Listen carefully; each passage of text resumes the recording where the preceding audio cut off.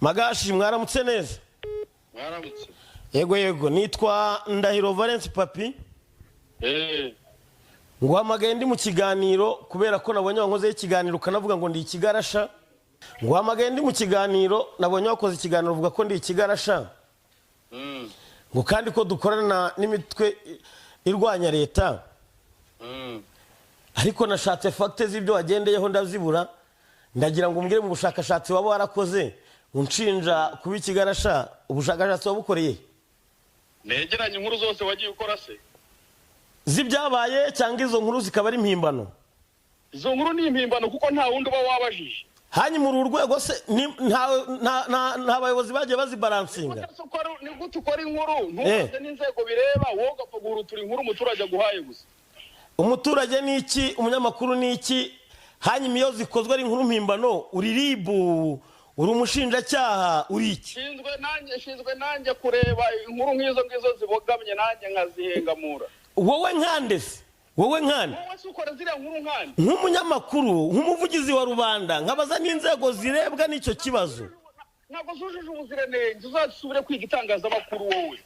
Usi ariko Maga njyewe numiwe cyane, nge ndibaza ahubwo ukoze inkuru ukareba uruhande rumwe. Icyo witura banza wumva icyo nkubwira. Banza wumva icyo nkubwira. Ahubwo nge mbona ari wowe wanga leta kubera yuko mfite ikigo cyitanga buretse wumve banza wumve nkubwire. Banza wumve icyo nkubwira. Njyewe nkorera igitangazamakuru kizwi gifite platform izwi.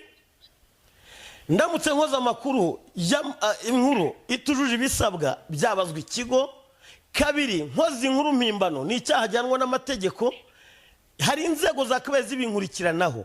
Hanyuma wowe muri izo nzego uri igiki? Inkuru wagiye ukora use wowe uyu muntu akwereka ngo byangombwa ngo byo nari nemerewe nibi, warangiza ukerekana yuko habaye amakosa ngo yo gusenyerwa kandi werekana ibyagombaga kubakwa. Wowe buri bushatse kukwerekana iki? Wimbeshyera gutyo ukurikira ikiganiro cyose. Ikiganiro ntabwo gihari se. Banza ukurikira ikiganiro cyose wumve n'ubusesenguzi bwacyo kandi wigendera kuri ibyo. Maze banza wumve Magashi maze imyaka 15 nkorera ibigo bizwi media house. Ibyo mukora turabibona.